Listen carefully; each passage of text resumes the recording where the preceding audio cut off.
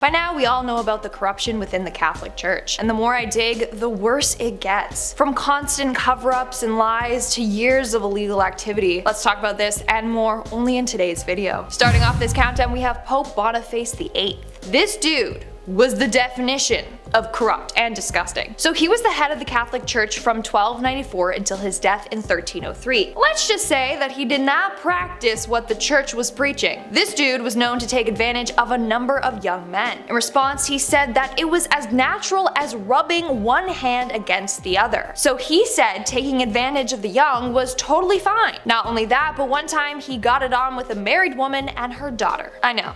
It's gross. In our 9th spot, we have simony. Simony is something that was practiced around the Middle Ages. It's the act of buying your way into church offices. This became a huge problem in the 9th and 10th century. So basically, the church was selling positions in the office. This allowed people who had money to become clergy members. Half the time, they weren't even educated and couldn't even read or didn't know how to perform ordinary religious services. But what the church only cared about was money. In 1487, the Pope sold 24 offices, and people were outraged because unqualified people were becoming bishops or cardinals. The church would also do this with religious items. They would sell them for tons of money and people would foolishly buy them from the church. In our 8th spot, we have the Pittsburgh priests. A couple of years ago, it was revealed that 6 Pennsylvania priests routinely took advantage of a number of individuals over the course of several decades. One disturbing report claims that they made a young man pose like Christ on the cross while they photographed him doing so. The photos were then sent to a number of other priests. The total amount of priests accused are 300. This is absolutely disgusting, and I feel so bad for the innocent victims that were taken advantage of. In our 7th spot, we have ignoring the situation. When Pope Francis heard the story that I just mentioned, you know what he had to say? He said, and I quote, "Most of these cases belong in the past." Meaning, hey, thanks for coming forward, but let's move on from the past and ignore everything that happened. He continued on saying, and I quote, "If one member suffers,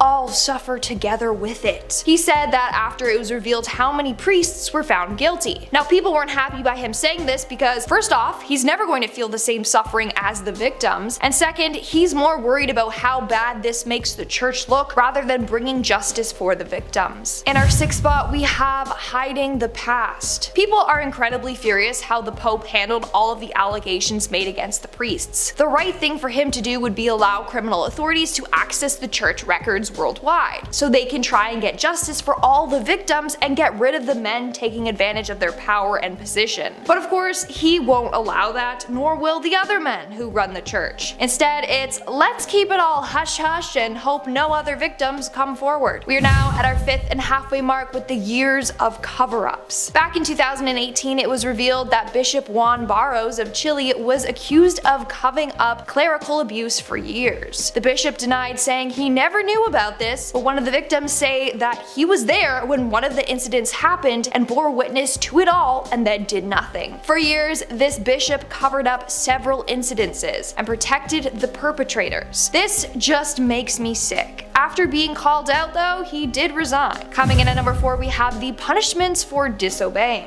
Bishop Gonzalo Duarte Garcia de Cortazar is another member of the Catholic Church that used his power to take advantage of a number of individuals. There were reports of him doing this all the way back to 1992. Back in 1992, he publicly slapped a student because the student refused to kiss him on the lips. In fact, this was common. If the students wouldn't do as he told them to, they would be slapped or punished. And Bishop Juan Barros was responsible for covering this all up, so word wouldn't get out. Coming in at number 3, we have the slush funds. The church has also been known to do sketchy and illegal things with their money, such as move Vatican money through slush funds across Europe. On top of that, they used $250 million of the church's money to invest in luxury London apartments, which ultimately tanked. They even contemplated investing hundreds of millions of dollars into oil fields. This money was supposed to support palpable charities. They also have a history of embezzlement, fraud, and money laundering.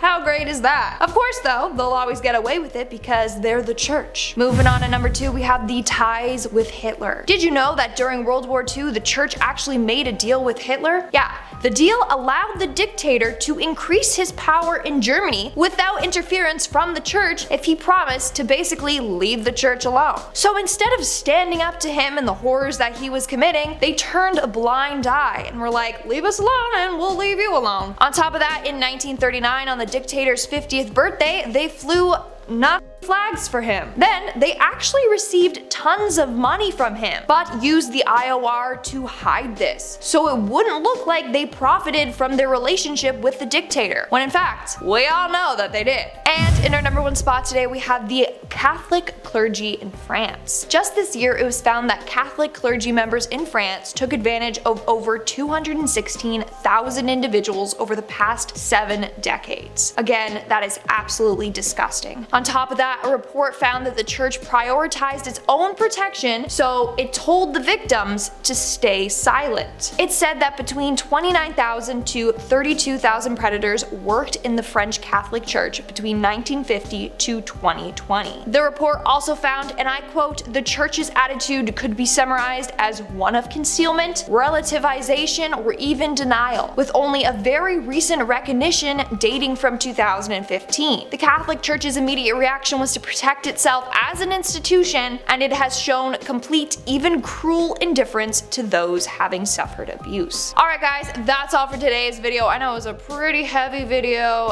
The church has done some sketchy things. Now let's just move on and we'll go on to our comment shout out portion, you know? Lighten up the mood here. I'll be shouting out comments from the video top 10 real cases of teleportation that baffled scientists. Jeffrey Johnston commented, I would love to teleport to the future. At least, I think I would. I don't want to go to the future. I don't want to see how like ruined the world is, and like, I personally don't. Yeah, maybe not. Lawson Harris commented, Lindsay, you are the best. Honestly, Lawson, you are the best. Minus the fact that you spelled my name wrong, but that's okay. Everyone spells it that way. Maybe I'll just change it permanently. Just kidding. I like the AY.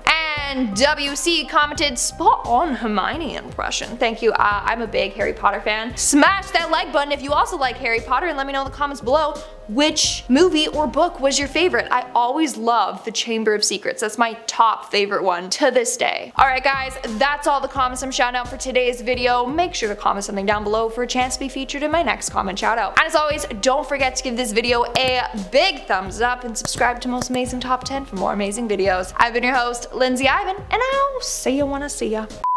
Now we all know about the corruption. Ooh.